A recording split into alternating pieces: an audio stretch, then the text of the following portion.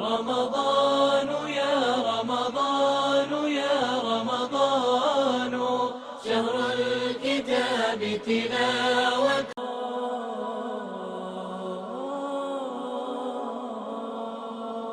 رمضان يا رمضان يا رمضان شهر الكتاب تلاوة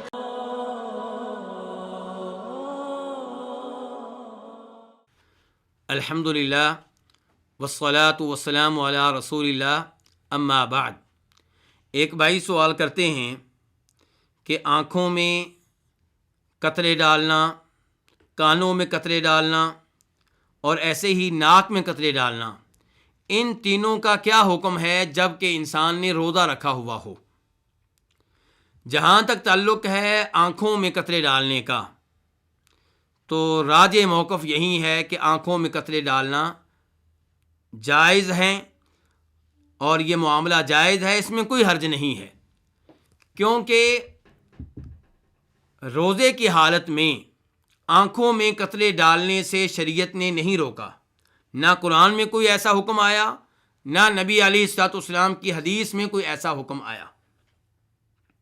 اور آنکھوں میں قطرے ڈالنا یہ ان احادیث میں بھی داخل نہیں ہوتا جن احادیث میں کئی چیزوں کو مفطر قرار دیا گیا ہے، روزے کو توڑنے والی قرار دیا گیا ہے۔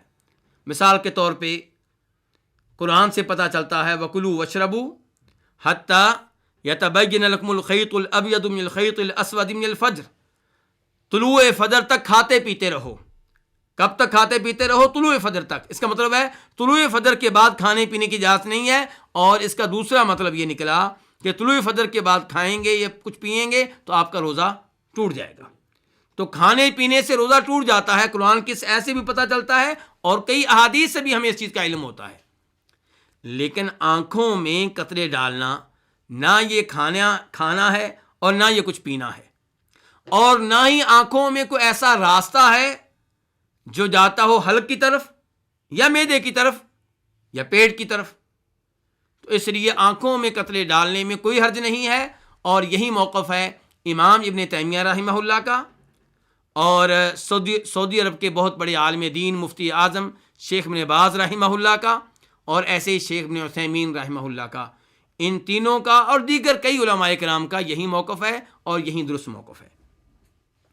اب ہم آتے ہیں کانوں میں قطرے ڈالنے کی طرف۔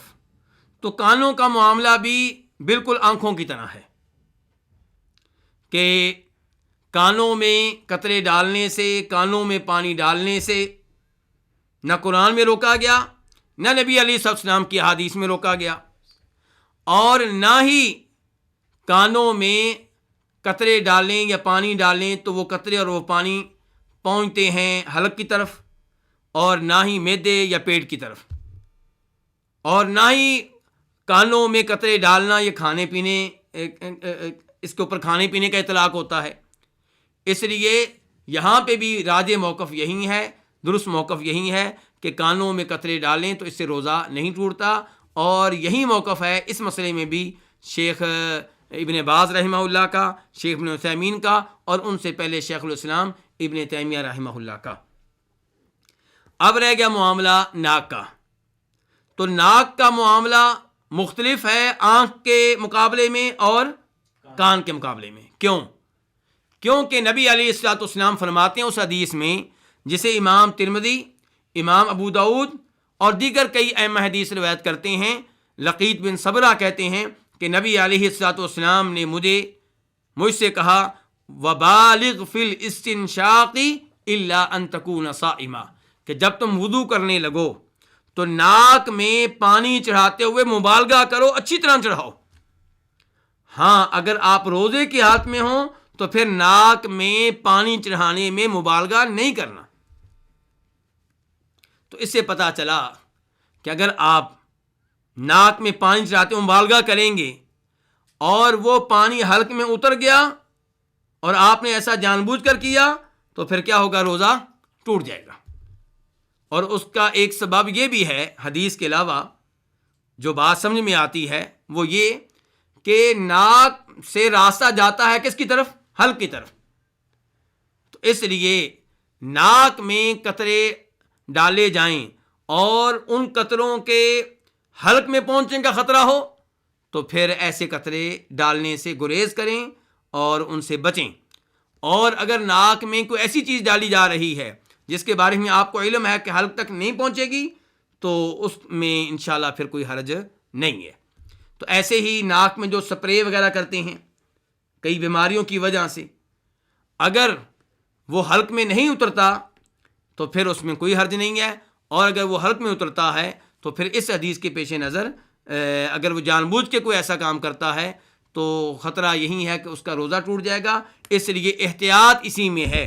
اس مسئلے میں بھی اختلاف موجود ہے، لیکن احتیاط اسی میں ہے کہ آپ ناک میں وہ قطرے اور وہ چیز ڈالنے سے گریز کریں جس کے حلق میں اترنے کا اندیشہ اور خطرہ ہو. اور اگر کبھی آپ نے ایسا جان بوجھ کے کر لیا تو احتیاط اسی میں ہے کہ آپ سمجھیں کہ آپ کا یہ روزہ اب نہیں ہے اور اس کے بدلے میں قضا دیں. واللہ تعالی اعلم.